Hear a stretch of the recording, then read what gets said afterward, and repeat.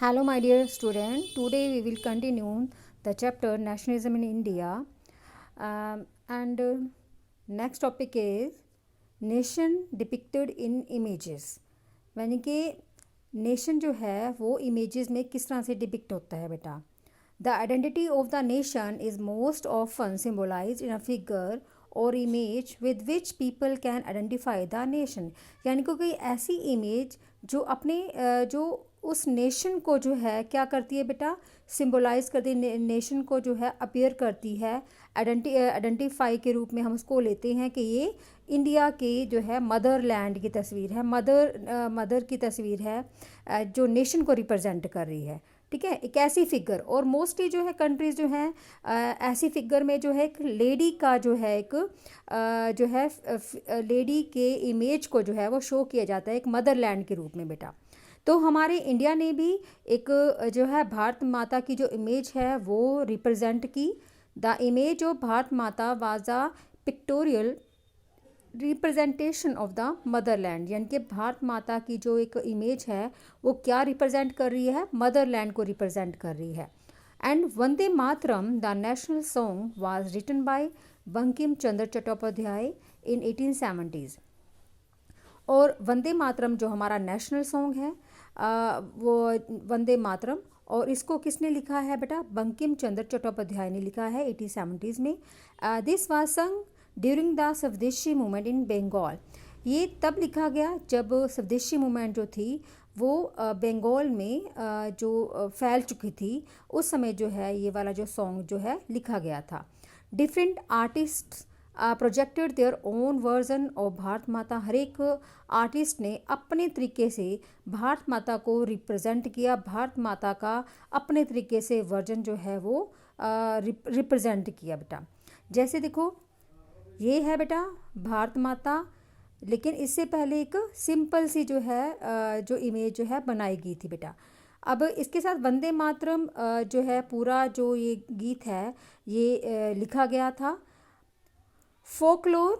Many nationalist leaders took help of folk tales to spread the idea of nationalism.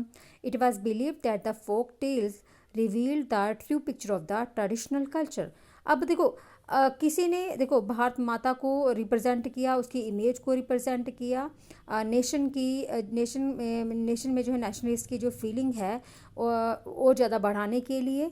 और कुछ जो है जो आर्टिस्ट थे, जो फोक आर्टिस्ट थे, उन्होंने अपने ट्रेडिशन को रिप्रेजेंट किया ताकि नेशनलिज्म की जो फीलिंग है वो स्प्रेड हो सके सारे नेशन में, सारे लोगों में, ताकि हम जो है वो इंडिपेंडेंट जो है वो हासिल कर सके.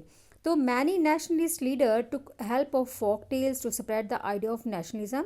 It was believed that folk tales revealed the true picture of the traditional culture. यानी कि ये जो आर्टिस्ट थे उनके अकॉर्डिंग नेशनलिज्म तभी स्प्रेड हो सकता है जब उनमें ट्रेडिशन उनके ट्रेडिशन के अकॉर्डिंग उनके कल्चर को जो है रिप्रेजेंट किया जाएगा, तो उनमें अंदर जो है नेशनलिज्म की फीलिंग जो है वो स्प्रेड होगी.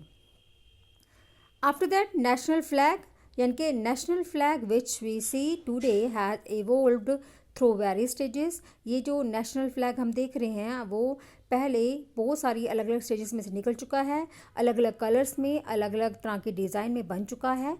A try colour red, green and yellow was use during the स्वदेशी मूवमेंट. 3 कलर का जो झंडा था हमने जो है स्वदेशी मूवमेंट में यूज़ किया था. There were 8 lotus on it which depicted the 8 provinces of British India.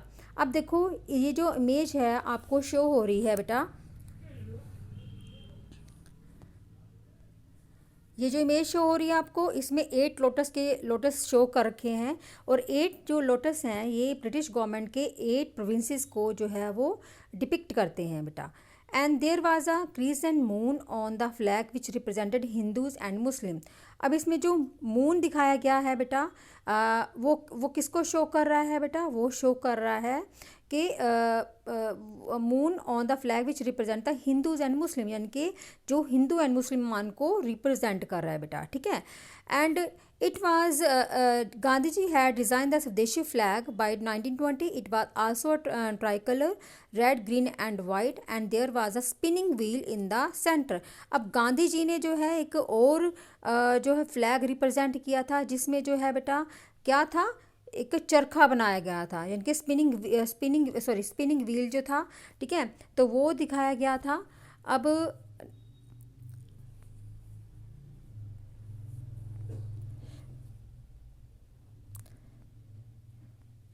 लेकिन अब लास्ट में जो है हमारे जो है, देखो पहले ब्रिटिश इंडिया का जो फ्लैग नज़र आ रहा है, फिर वंदे मातरम वाला फ्लैग नज़र आ रहा है, फिर आपको एक और जो स्पिनिंग वाला जो है फ्लैग नज़र आ रहा है, इसमें colour white, green and red colour नज़र आ रहे हैं।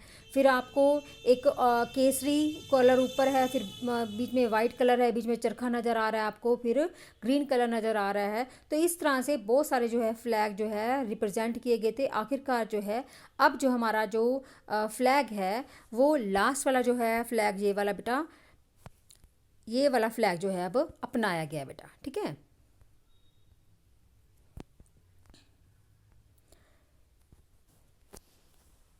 Reinterpretation of history.